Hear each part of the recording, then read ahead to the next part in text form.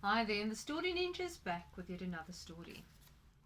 This one is a very special one, and it's called Nombulelo and the Moth. Let's have a look. Let me just tell you a little bit about this story. Even though Nombulelo loves her Gogo stories about the animals that live in the forest, she's too scared to go there. When Gogo dies, Nombulelo must summon her courage and take Gogo's magical moth on a journey through the forest. This is a story of love, loss, and discovery of inner strength. So, for those of you who enjoy stories and fairy tales, I encourage you to come a little bit closer, get comfy, and let's listen to Nombulelo and the Moth, written by Susie Dinneen. Gogo's words glowed in Nombulelo's ears. There was a leopard that followed me every time I walked through the forest. So I will be showing you some pictures from time to time. Just remind me if I forget. Nombulelo shrieked. Did it want to eat you? No, my baby. Do you know what I think? I think it was just my sister coming back to visit me in the shape of a leopard. You mustn't be scared of the forest. It's a safe place. But Nombulelo was afraid. She was afraid of the deep green wilderness next to her house. Shadows crept out of it when the sun wasn't looking, and the trees groaned and creaked in the wind. She was too scared to go into it, but she loved to sit on Gogo's lap and listen to her stories. One day, I was walking home and I saw a beautiful boomslang. That snake, she said, was thirsty and wanted milk. I told I'll give her some, but only if she promised not to bite me or any of my children. She said yes, and slid away so that I could walk along the path safely, Gogo told her.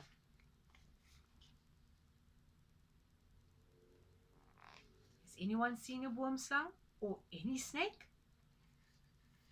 They are a bit scary, but very beautiful creatures. But Gogo, snakes don't drink milk. Really? What do they drink then? Water! I must be a snake then, because I really want some water. Gogo tickled Nombulelo, who giggled and tried to wriggle away, but wished at the same time that it would never stop. It seems like Nombulelo had great fun with her Gogo. In her room, Gogo kept a small wooden box. Let's have a peek. A beautiful box, isn't it? It was made of a beautiful, soft, rose-colored wood, and it had a curling fern carved into the lid, and Nombulelo loved it.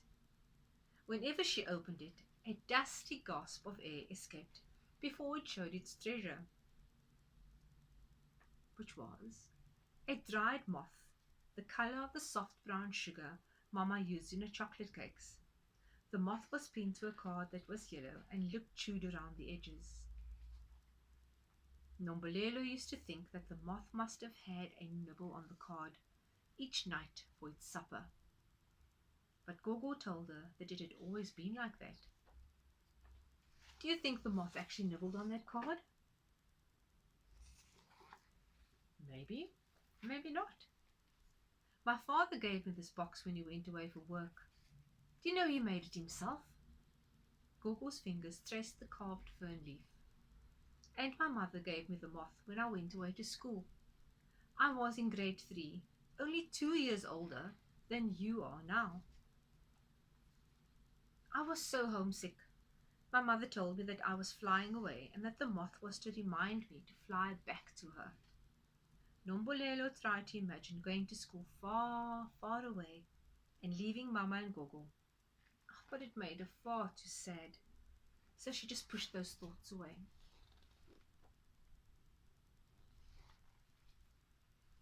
One day I'll give you this box and you can keep your own treasure in it, my golden child. You know that was Gogo's special name for me. Golden child. And Nombulelo thought, I'm not even gold. Gogo would smile and say, well, you're golden to me, whenever Nombulelo asked her about it. One hot summer morning, Nombulelo woke up and found Gogo's wooden box next to her bed. She was delighted, and straight away she ran to Gogo's room to hug her and thank her. But before she could open the door, her mother stopped her. Don't go in there, baby. But I want to see Gogo. Gogo's not there anymore, my darling. Nombulelo noticed that Mama's eyes were red and puffy, and it looked as if she had been crying. She's gone to take messages to our ancestors. At first, Nombulelo wasn't sure what Mama meant. Then she understood. She wouldn't be seeing Gogo again. Mama held her close for a while and then said, go and eat your breakfast. Your aunts will be here soon. In her room, Nombulelo sobbed. She felt as if there was a big hole in her chest that would never be filled up again. She held the box and remembered how Gogo always slowly rubbed her hands over her back. It had been a special way of telling Nombulelo that she was safe. All day, Nombulelo sat on her bed, watching the sun move over the forest. She thought about all the stories Gogo had told her. When the sun finally dipped behind the trees, Nombulelo curled up into a tight ball and fell fast asleep. Days went by, and Nombulelo knew that her life would never be the same. One day she was holding Gogo's box, looking at the fern leaf, when, all of a sudden, she heard the softest whisper. It was coming from the box. Nombulelo held it up to her ear, and a voice was saying, please set me free.